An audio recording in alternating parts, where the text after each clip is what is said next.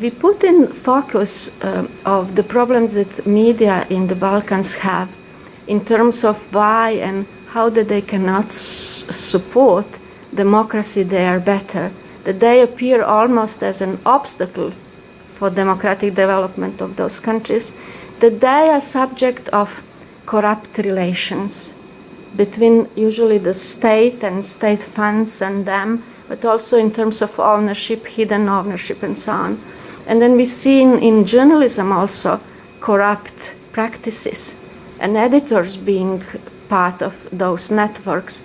So we put as an opposite to that media integrity, that it is something that we maybe should talk more about integrity than about freedom. It looks like self-evident freedom.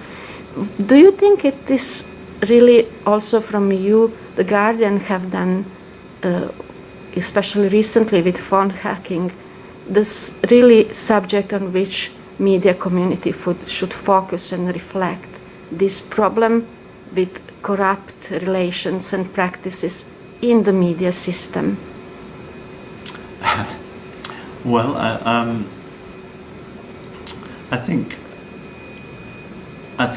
our view is that media is incredibly important to democracy. If you believe that, I think we all believe and say that newspapers and media are incredibly important in shaping debate, in holding the ring in debate, and in influencing power. So I think if you believe that, then you have to believe that media itself is a form of power.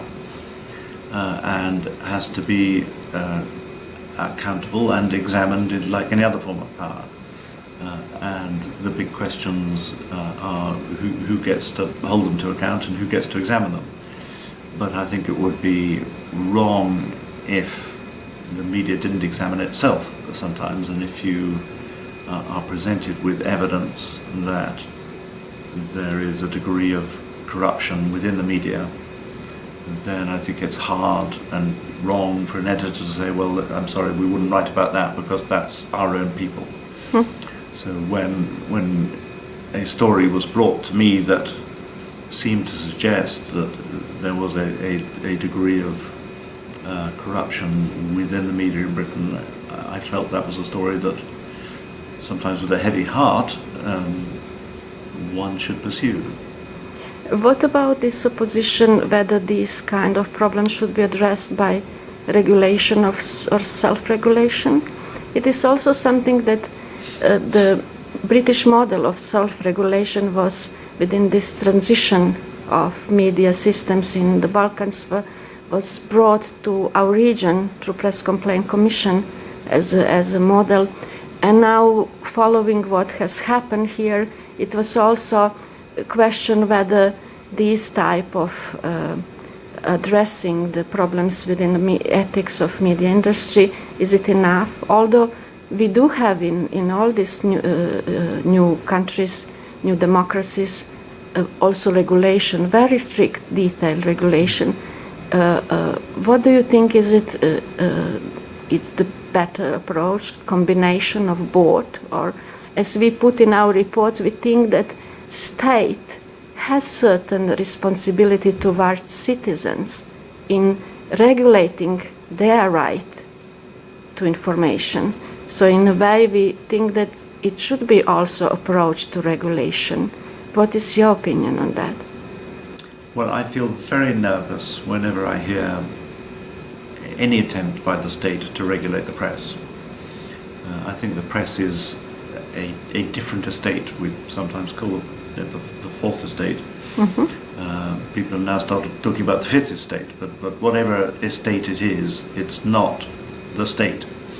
And it has to be apart from the state, and it has to be free from the state. And I feel that very, very strongly. So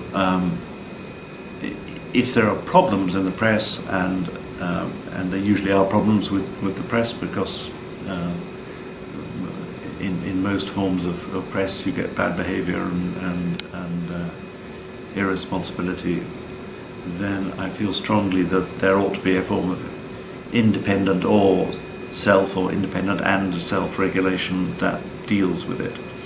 And I think it gets very dangerous when the state thinks that it has a role in organising or inhibiting or regulating the press. It doesn't, in my view. It has no role in that. Okay. What about this another point we made, that media very often became too close to centers of power, governments, businesses, and too far away from citizens. And now, relating to your new approach with membership, it also reminded us on that point, why have you introduced this type of relation with your readers and citizens? Well, I think there's always a problem that sometimes journalists get too close to sources of power. It becomes a real problem, in my view, when that gets entangled with the favours that media owners want off governments, or that governments want things off media owners. So if media owners are doing the government's favour, or the government can bestow contracts to the media owners, then all that becomes very complicated and problematic, and very difficult to regulate and sort out. And in the Leveson inquiry, the judge really didn't get to the heart of the issue, which was about, in my view, the dominance of one owner in Britain, and the things that he wanted, and the power he had over large bits of the state and the police and the regulator and so forth. And the Guardian is slightly different because it doesn't have an owner. We feel blessed in that respect, because there's no one who is asking for favours from government, and no one that the government can really influence.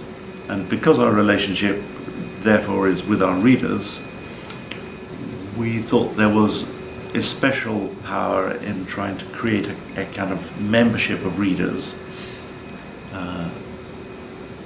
to encourage them to believe that this was their paper as much as it was our paper, and that they could, in a sense, belong to the Guardian and claim a kind of ownership of it.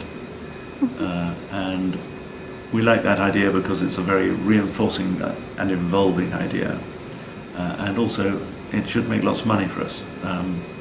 So that's why we're doing that membership scheme.